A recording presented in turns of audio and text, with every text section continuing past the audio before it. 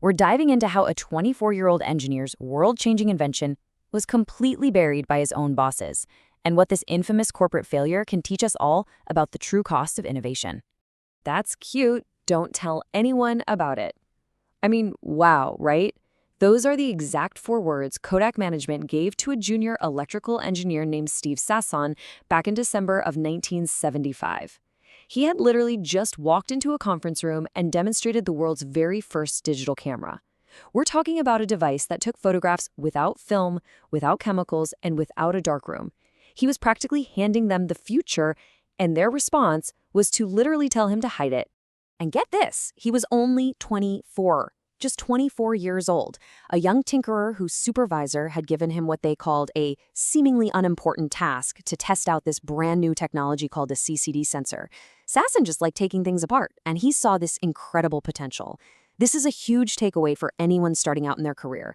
Groundbreaking, truly disruptive ideas so often come from the very bottom of the corporate hierarchy. They come from the people actually doing the tinkering, not the executives sitting up in the corner offices. Now, let's be totally fair for a second about what Sasson was actually pitching here. His creation? It was basically a Frankenstein monster. We're talking 8 pounds, literally the size of a toaster.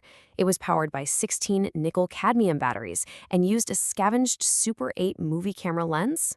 It took 23 agonizing seconds just to record a single image onto a digital cassette tape. And the playback? It was a 100 by 100 pixel, super grainy, black and white image on a TV screen. Barely recognizable. But Sasson knew this was just version 1.0. He knew resolution would improve and storage would shrink. But, how do you convince your bosses to invest in a toaster when they already own the world? Part 1. The Yellow Box Empire, the Camera Monopoly. To really get why Kodak's leadership was so utterly terrified of Sasson's filmless camera, terrified enough to actually lock away his 1978 patent, we have to look at the massive empire they'd built. And what an empire it was. At their absolute peak in 1996, Kodak had a staggering $28 billion market cap. They employed 140,000 people, they had an iron grip on 90% of the US film market, and 85% of all camera sales. Kodak wasn't just a company, it was literally a defining metaphor for American life. Every birthday, graduation, vacation, it was all captured on that iconic yellow box of film. They were an absolute giant. To really grasp the junior employee dilemma here, you absolutely have to understand how that giant made its money and the extreme financial pressures their bosses faced. Kodak ran on the razor and blade business model. They sold cameras incredibly cheap. Those are your razors. But the real money? That was in the blades. The film, the processing chemicals, the photo paper. Every single picture you took generated a recurring revenue stream for them. It was a money printing machine built on silver halide crystals. Every roll of film was basically a subscription you didn't even know you had. And this right here is the absolute core conflict for any young innovator stuck in a legacy company. Look at it this way. Analog meant recurring subscription revenue. Digital meant a one-time hardware purchase, with absolutely zero film or chemicals to sell afterward. So yeah, Sasson's idea was technically brilliant, but to his bosses, it destroyed their cash cow. Every digital camera sold meant money made exactly once and never again. To the leadership team, filmless photography wasn't innovation, it was corporate suicide. Part 2. The corporate brick wall, ignoring the future. So what happens when an unstoppable innovation slams right into an immovable corporate cash cow? We see a massive corporation systematically ignore hard data and functional prototypes just to protect the status quo. We end up seeing this truly tragic timeline of missed opportunities. Think about this. After Sasson's invention in '75, Kodak actually ran their most comprehensive market research study ever in 1981, led by Vince Baraba. The results? It showed digital would completely replace film, but gave Kodak about a 10-year window to prepare. They had a whole decade of warning. But actually preparing meant telling their shareholders that 70% of their profits were dying. It meant closing down factories. So leadership simply chose a decade of denial instead. By 1989, the sheer heartbreak for our junior innovators really hit its peak. Sasson and his colleague Robert Hills had actually built the very first modern digital single-lens reflex camera. It was a 1.2 megapixel marvel with image compression and memory cards, literally better than anything Sony or Canon had at the time. They presented it to marketing. The response? Well, marketing unanimously agreed they could easily sell it, but they wouldn't. They viewed it purely as a parasite that was just going to cannibalize their film sales. So the very camera that could have allowed Kodak to completely own the digital revolution was just shelved, buried, and forgotten. Part 3. The Innovators' Dilemma. Smart Companies Fail.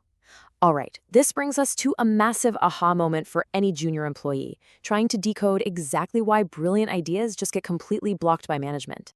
Back in 1997, Harvard Business School professor Clayton Christensen dropped this famous theory, actually using Kodak as a prime case study. The whole thesis breaks down like this. Successful companies fail not because their leaders are stupid, but because they're actually smart. They make the absolute right, most logical decisions for their current business model. The problem is, those exact same decisions become completely fatal when the underlying model inevitably collapses. Executives are heavily incentivized to prioritize that quarterly dividend over some painful decade-long transition. Simply put, they're paid to protect the present, not build the future. We literally see this exact dilemma play out in the Kodak boardroom. It's 1989, and the board has to pick a new CEO. On one hand, you have Phil Samper, a digital visionary who fully understood that film was dying. On the other hand, you have K.R. Whitmore, a 3-decade veteran who promised to protect the core chemical business at all costs. And who did the board choose? Whitmore, of course. They chose to protect the film. Samper resigned and actually went on to successfully lead massive tech companies like Sun Microsystems that, were actually building the future. Part 4, the billion-dollar irony, the wrong choices. Let's pivot for a second and look at the ultimate fallout of this systemic denial and the hard truth about having the right idea in the wrong place at the wrong time. Okay, brace yourself, because here is the ultimate gut punch. Kodak didn't completely ignore digital. They just couldn't stop thinking like a film company. For example, back in 2001, they acquired Ofoto, this photo sharing site that honestly could have been the very first Instagram. But how did Kodak use it? They used it to push paper prints. They tried to drive people back to dying film. By 2012, they sold Ofoto for less than $25 million. That exact same year, Facebook bought Instagram for $1 billion. Kodak literally had the idea first. They just couldn't see it for what it really was. And honestly, the bitter irony only gets worse from there. By 2007, Kodak's digital licensing revenue completely dried up, right as the iPhone was released, the exact device that would kill off standalone digital cameras. By 2012, this once $28 billion giant had to file for Chapter 11 bankruptcy. And to survive, they had to auction off Steve Sasson's original digital imaging patents. Those patents sold for over $500 million, meaning Kodak made more money selling the patents for the cameras they refused to build than they ever did selling actual digital cameras. And today, in 2025, they've issued a warning of substantial doubt about their very survival, sitting on nearly $500 million in debt. But wait, what about the junior employee who started this whole thing? Well, there is some ultimate vindication for Steve Sasson. While his company crumbled under the weight of its own denial, Sasson was fully recognized as a pioneer. In 2009, he was awarded the National Medal of Technology and Innovation by President Obama. In 2011, he was inducted right into the National Inventors Hall of Fame. And that 8-pound, toaster-sized Frankenstein camera he bought back in 1975, it proudly sits in the Smithsonian's National Museum of American History as a permanent monument to true innovation. Which really leaves us with this final, somewhat provocative thought. If you, today, in your current job, invented the exact technology that would completely destroy your company's core business model, would your bosses actually let you build it, or would they hide it? The Kodak paradox teaches us that when your boss says no to a disruptive idea, it might not be a reflection of the quality of your work at all. It might just be the innovator's dilemma in action. The incumbents are often just way too invested in what is to ever build what will be. So keep tinkering, keep inventing, and absolutely never let anyone tell you your world-changing idea is just cute.